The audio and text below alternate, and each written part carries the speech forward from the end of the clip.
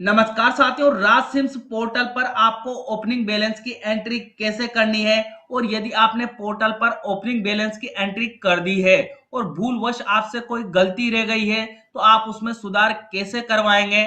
जानकारी से युक्त वीडियो मेरा निवास मेरा आपको चैनल पर पहले ही उपलब्ध करवा चुका हूं। यदि आपने मेरे उन वीडियोस को नहीं देखा है और आपको उन वीडियो की आवश्यकता है तो आप इस वीडियो का डिस्क्रिप्शन बॉक्स एक बार अवश्य विजिट कीजिएगा। वहां मैंने आपकी सहायता हेतु राज सिम्स पोर्टल पर कार्य करने की प्रक्रिया से युक्त सभी प्रकार के वीडियोस के लिंक उपलब्ध करवाए हैं। आप उन वीडियो की सहायता लेकर आसानी से राज सिम्स पोर्टल पर त्रुटि रहित कार्य कर सकते हैं। अब बात करें इस वीडियो की तो प्रत्येक दिवस आपको राज सिम पोर्टल पर सूचना ऑनलाइन करना अनिवार्य है। राज सिम्स पोर्टल पर प्रत्येक दिवस आपको खाद्यान्न की एंट्री कैसे करनी है और यदि विद्यालय में किसी दिन अवकाश है तो आप खाद्यान्न की एंट्री कैसे करेंगे, यही प्रक्रिया आपको इस वीडियो में मैं आपको स्टेप बाय स्टेप बताने वाला हूं। प्रक्रिया बताने से पहले साथियों मेरा आपसे छोटा सा निवेदन रहेगा कि यदि आप चैनल पर नए हैं तो चैनल को सब्सक्राइब करके घंटी वाले बेल आइकन को दबाकर मुझे मोटिवेट अवश्य कीजिएगा। और यदि आपने चैनल को पहले से सब्सक्राइब कर रखा है तो उसके लिए आपका बहुत बहुत आभार।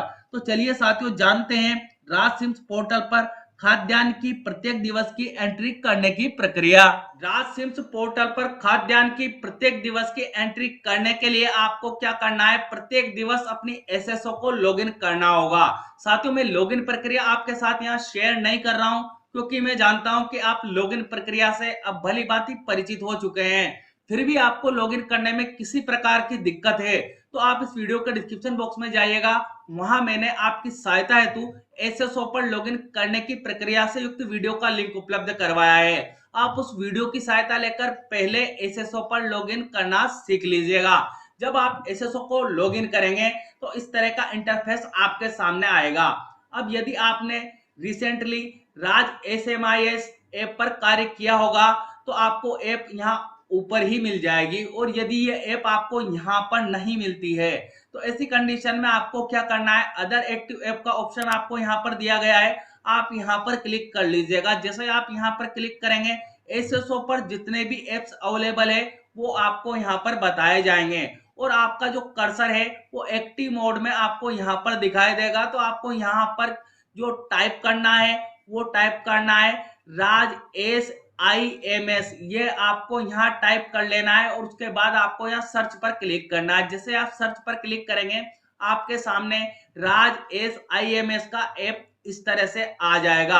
अब आपको क्या करना है, इस ऐप पर क्लिक कर लेना है। अब आप राज सिम्स पोर्टल में लॉगिन हो जाएंगे। आपको खाद्यान्न के खपत की प्रत्येक दिवस एंट्री करनी है तो उसके लिए आपको यहाँ आना है। यहाँ आपको एक सेटिंग का आइकन दिखाई देगा तो आप यहाँ पर क्लिक कर लीजिएगा। अब आपके सामने यहाँ पर दो ऑप्शन आएंगे। पहले नंबर पर आपको IM लिखा मिलेगा, दूसरे नंबर पर आपको यहाँ ऑप्शन अवेलेबल करवाया गया है SCMS नेम से। तो आप यहाँ जो दूसरे नंबर पर आपको ऑप्शन अवेलेबल करवाया गया है इस पर क्लिक कर लीजिएगा। अब आपको आना है लेफ्ट एंड की ओर। यहाँ पर आपको एक ऑप्शन देखने को मिलेगा सेल मैनेजमेंट नेम से, तो आप यहाँ पर क्लिक कीजिएगा। जैसे आप यहाँ पर क्लिक करेंगे पहले ही नंबर पर आपको ऑप्शन मिल जाएगा एड डिस्ट्रीब्यूशन नेम से, तो आप यहाँ पर क्लिक कर लीजिएगा। अब आपके सामने इस तरह का पेज ओपन होकर आ जाएगा। तो यहाँ आपको ट्रांजेक्शन टाइप में कुछ भी चेंजेस नहीं करना है, कस्टमर टाइप में भी आपको नो चेंज ही रखना है। डिस्ट्रीब्यूशन नंबर ऑलरेडी आपको यहाँ लॉक मिलेंगे। यहाँ आपको देखना है डिस्ट्रीब्यूशन डेट जो आपको बताई जा रही है, इसी तिथि की सूचना आपको यहाँ पर ऐड करनी है। आपको आपका पोषाहार वितरण का जो रजिस्टर आपने विद्यालय में ऑफलाइन बना रखा है उसको ओपन करना है और इस तिथि को कितने विद्यार्थियों ने भोजन किया था वो जानकारी आपको यहाँ प्रोवाइड करवानी होगी। तो आपको क्या करना है, पोषाहार वितरण रजिस्टर ओपन कर लेना है, उसमें इस तिथि को देखना है कि आपने बच्चों को क्या खिलाया था। भाई व्हीट खिलाया था या चावल खिलाया था, जो भी भोजन आपने बनवाया है एमडीएम में, यदि आपने व्हीट का प्रयोग किया है तो आप यहाँ पर व्हीट सेलेक्ट करेंगे और यदि आपने राइस का प्रयोग किया है तो आप राइस सेलेक्ट करेंगे। ये डिपेंड करेगा आपने आपके पोषाहार वितरण रजिस्टर में क्या लिख रखा है, ये देखने के बाद ही आपको यहाँ सेलेक्ट करना है। जब आप श्योर हो जाएंगे कि आप जो डिस्ट्रीब्यूशन कर रहे हैं या एमडीएम जो आपने बच्चों को खिलाया था उसमें यदि आपने व्हीट का प्रयोग किया है तो आप यहाँ वीट सेलेक्ट कर लेंगे। उसके बाद आपको यहाँ एक चेक बॉक्स इस तरह से देखने को मिलेगा। तो आपको यहाँ ध्यान रखना है साथियों, मेरे पास कई साथियों के कमेंट्स आए हैं कि सर 1 से 5 की एंट्री अलग होगी और 6 से 8 की एंट्री अलग होगी। तो जी हाँ, बिल्कुल 1 से 5 की और 6 से 8 की एंट्री आपको अलग अलग देखने को मिलेगी। मेरे केस में विद्यालय प्राइमरी विद्यालय है, इसलिए मुझे यहाँ एक ही एंट्री करनी है, परंतु आपका विद्यालय यदि यूपीएस होगा या माध्यमिक होगा तो उसमें आपको अलग अलग एंट्री करनी होगी। तो आपको यहाँ पर बताया जाएगा, चेक बॉक्स यहाँ दिया हुआ है, आप 1 से 5 की एंट्री करना चाहते हैं तो आप यहाँ पर क्लिक कर लीजिएगा। जैसे आप यहाँ पर क्लिक करेंगे, यहाँ इस तरह से राइट का निशान हो जाएगा। और यदि आप 6 से 8 की एंट्री करना चाहते हैं तो 6 से 8 का ऑप्शन आपको यहाँ देखने को मिल जाएगा। तो आप 6 से 8 वाले ऑप्शन पर क्लिक कर लीजिएगा। इस तरह का राइट का निशान आपको वहां देखने को मिलेगा। अब आपको यहाँ देखना है आपके पास अवेलेबल स्टॉक कितना है। जो ओपनिंग बैलेंस की आपने एंट्री की थी उसी के अनुसार क्या अवेलेबल बैलेंस आपको यहाँ बताया जा रहा है या नहीं बताया जा रहा है। यदि आपको यहाँ ओपनिंग बैलेंस गलत बताया जा रहा है तो आपको इसमें सुधार करवाने की आवश्यकता है। इसमें आपको सुधार कैसे करवाना है उससे जुड़ा वीडियो मैं आपको पहले ही उपलब्ध करवा चुका हूं। आप यदि उस वीडियो की सहायता लेना चाहते हैं तो आप इस वीडियो का डिस्क्रिप्शन बॉक्स विजिट कर लीजिएगा। अब जो तिथि आपको यहाँ बताई जा रही है, इस तिथि को आपने विद्यार्थी को भोजन जो करवाया उसकी इंफॉर्मेशन आपने यहाँ दे दी। कितने विद्यार्थियों ने भोजन किया था वो संख्या अब आपको यहाँ लिखनी है। आपको ध्यान रखना है यहाँ मात्रा केजी वगैरह कुछ नहीं लिखना है। जितने विद्यार्थियों को आपने भोजन करवाया है उनकी आपको संख्या यहाँ पर एंटर कर लेनी है। उसके बाद आपको यहाँ सेव का ऑप्शन देखने को मिलेगा, तो आप सेव पर क्लिक कर लीजिएगा। जैसे आप सेव पर क्लिक करेंगे आपके सामने इस तरह का मैसेज डिस्प्ले किया जाएगा, are you sure you want to add distribution for date. आपको डेट भी यहाँ पर बताई जाएगी। तो आप श्योर है कि जो आप एंट्री कर रहे हैं वो सही कर रहे हैं तो आपको यहाँ ओके का ऑप्शन देखने को मिलेगा। आप ओके पर क्लिक कर लीजिएगा। अब वापस आपके सामने इस तरह का पेज ओपन होकर आ जाएगा। तो आपको यहाँ जो डेट बताई जा रही है इस डेट को ध्यान में रखते हुए ही एंट्री करनी है। अब मैंने आपको बता दिया है कि वेट की एंट्री आप कैसे करेंगे। आगे आपको जानकारी देता हूं कि आपको राइस की एंट्री कैसे करनी है। तो आपको यहाँ डेट देख लेनी है। उसके बाद प्रोडक्ट सेलेक्ट करने के लिए आपको यहाँ कहा जाएगा, तो आप यहाँ प्रोडक्ट का नेम सेलेक्ट कर लीजिएगा। इस तरह से प्रोसेस होगी और फिर से आपके सामने इस तरह का पेज ओपन होकर आएगा। अब आपको जो चेक बॉक्स यहाँ मिल रहा है इस पर आपको क्लिक कर लेना है।